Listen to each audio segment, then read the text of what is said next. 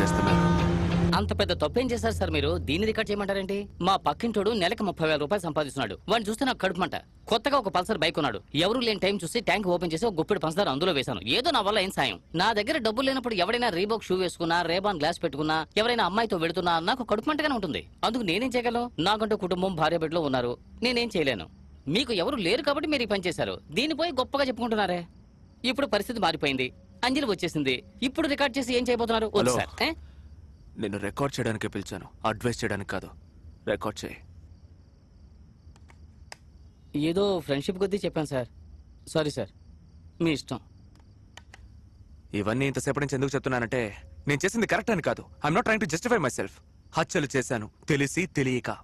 నేను చేసిన హత్యల గురించి పోలీసులకు చెప్తే వాడు నమ్మరు. అర్థం కాలేదు కదా? ఒక్క నిమిషం.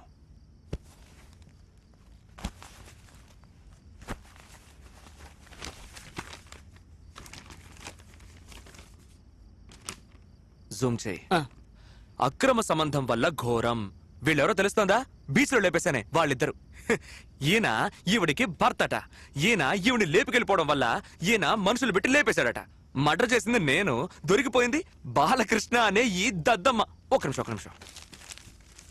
వీడెవరో తెలుస్తోందా? డాక్టర్ కేడి నందు, సైకియాట్రిస్ట్, పూర్ణ మార్కెట్. నేను తలపగలు కూడా చంపానే ఆడే. ఇతను రియల్ ఎస్టేట్ గొడవలో లేపేశాడట. మర్డర్ చేసింది నేను, దొరికిపోయింది డాక్టర్ కుమార్ అనబడే ఈ దద్దమ్మ. మంత్లీ టార్గెట్ పూర్తి చేయాలని పోలీసులు కేసుని మూసారు. ఇప్పుడు పోలీసులను అడిగితే నేను ఎవరిని చంపలేదు అంటారు. నన్ను అడిగితే నేను చంపాను అంటాను. నేను చంపానా చంపలేదా? మీకేమైనా అర్థమైందా సార్? అర్థం కాలేదు సార్. నాకు ఏం అర్థం కావట్లేదు సార్. అసలు ఊళ్ళో ఏం జరుగుతుందో కూడా అర్థం కావట్లేదు సార్. 10 సంవత్సరాల క్రితం మినిమం శాలరీ 2,000 రూపాయలు, మాక్సిమం శాలరీ 20,000 ఉంటుంది.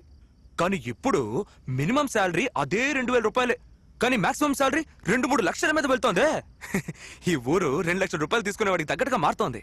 సార్, మొత్తం ఈ ఊర్లో ఎంతమంది ఉంటారు సార్ చెప్పండి? ఒక 60-70 లక్షల మంది ఉంటారు సార్. నేనేమైనా సెన్సస్ లెక్క అడిగానా సార్? ఈ ఊళ్ళో ఉండేది మొత్తం 2 మాత్రమే సార్. అర్థం కాలేదు కదా? ఒకడు షాపింగ్ మాల్ లోపల ఉండేవాడు, ఒకడు షాపింగ్ మాల్ బయట ఉండేవాడు. ఒకడు ఐమాక్స్ లోపల ఉండేవాడు, ఒకడు ఐమాక్స్ బయట ఉండేవాడు. ఏటీఎం సెంటర్ లోపల ఉండేవాడు, ఏటీఎం సెంటర్ బయట ఉండేవాడు. మనవాడు. సార్, క్రెడిట్ కార్డ్ తీసుకుంటారా సార్? డెబిట్ కార్డ్ తీసుకుంటారా సార్? హోమ్ లోన్ తీసుకుంటారా సార్? సార్, అది ఇందులో వేస్తారా సార్? ఇది అందులో వేస్తారా sir? Sir sir sir sir sir పాప సార్, నేనైనా పర్లేదు సార్. ఏదో 2 పద్యాలు చెప్పి మాస్టర్ ఉద్యోగంతో ఎలాగైనా బతికిపోతాను. కానీ హిస్టరీ చదివిన వాళ్ళు, జాగ్రఫీ చదివిన వాళ్ళు, సోషియాలజీ చదివిన వాళ్ళు, సైకాలజీ చదివిన వాళ్ళు, పొలిటికల్ సైన్స్ చదివిన వాళ్ళు, ఎకనామిక్స్ చదివిన వాళ్ళు చచ్చారు సార్. పాపం టీచర్ ఉద్యోగం కూడా దొరకదు సార్. మీరు కరెక్ట్ గా చెప్పారు సార్. ఖరీదైన జీవితం, వసతులు, సంతోషం ఇవన్నీ ఎంబీఏ చదివిన వాళ్ళకి, ఎంసీఏ చదివిన వాళ్ళకి, పెద్ద కాలేజీలో ఇంజనీరింగ్ చదివిన వాళ్ళకి, డాక్టర్ చదివిన వాళ్ళకి, వీళ్ళకి మాత్రమేనా సార్? మాకు లేదా సార్? నాకు 2,000 చాలేదు అనట్లేదు సార్. ఆఖరితో మా కడుపులు మాడిపోతున్నాయి అనట్లేదు సార్. బిచ్చం అడగట్లేదు సార్. కానీ ఆ డబ్బు తీసుకునే నా కొడుకులకి పొగరుంది చూసారే, తట్టుకోలేకపోతున్నాను సార్. మనిషిని చూసి తోటి మనిషే ద్వేషించే రోజు వస్తుందని చెప్పాడు ఒక కవి. అదే సార్ జరుగుతుంది ఈరోజు. 2 లక్షల రూపాయలు తీసుకుంటున్నారు, 3 లక్షల రూపాయలు తీసుకుంటున్నారు, కారు కొనుక్కుంటున్నారు, ఇల్లు కొనుక్కుంటున్నారు, రేపని గ్లాస్ పెట్టుకుంటున్నారు, షువ్వులు వేసుకుంటున్నారు, సెంటు కొట్టుకుంటున్నారు. డిస్టర్బ్ అవుతామా అవ్వవా సార్? అవుతాం సార్. అవుతాం.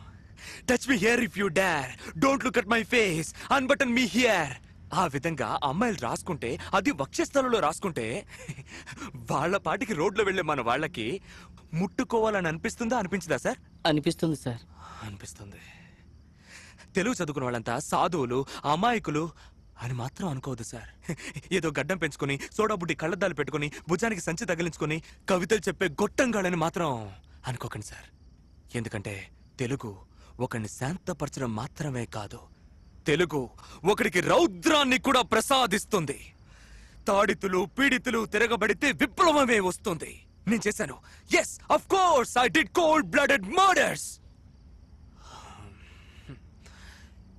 ఇవన్నీ చెప్పి నేను చేసింది కరెక్ట్ అనడం లేదు. I'm not trying to justify my self. నేను చేసిన పనులు నాకు నచ్చలేదు, తప్పించుకున్నాను. ఎందుకంటే నా అంజలి తిరిగి వచ్చేసింది.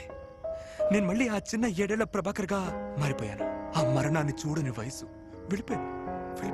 మేమిద్దరం వెళ్తున్నాం సంతోషమైన జీవితాన్ని వెతుక్కుంటూ. మాకు దొరుకుతుంది. ఎందుకంటే మాకు దొరుకుతుంది అన్నది లిఖించబడ్డ ఒక శాసనం. ఖచ్చితంగా దొరుకుతుంది సార్. Thank you. ఇంతసేపు నేను చెప్పిన ప్రాబ్లంకి సొల్యూషన్ ఏంటో నాకు తెలియదు. తెలుసుంటే నేను ఇలా అయ్యేవాడిని కాదు. ఒకవేళ ఫైనాన్స్ మినిస్టర్కో సీఎంకో పిఎంకో తెలుసా అని కూడా నాకు తెలియదు. ఒకవేళ అమెరికా రాష్ట్రపతి ఒబామా ఆయనకు తెలుసుండొచ్చు. ఒక ఐఎస్డి కాల్ చేసి మాట్లాడే దమ్ము మనకి లేదు. ఏం చేస్తాం? నేను తప్పించుకున్నాను. బట్ మీరు కూడా మీరు జీవిస్తున్న ఈ ఊరు ఎంతో ప్రమాదకరమైందని మాత్రం మీరు మర్చిపోకండి. మీరు తినే ఒక పీస్ పిజ్జా కోసం, షూ కోసం, గ్లాసెస్ కోసం మీరు హత్య చేయబడచ్చు. చేస్తున్నారు కూడా. Got it? Be aware of it. That's it. Close చేయండి. ఒక నిమిషం.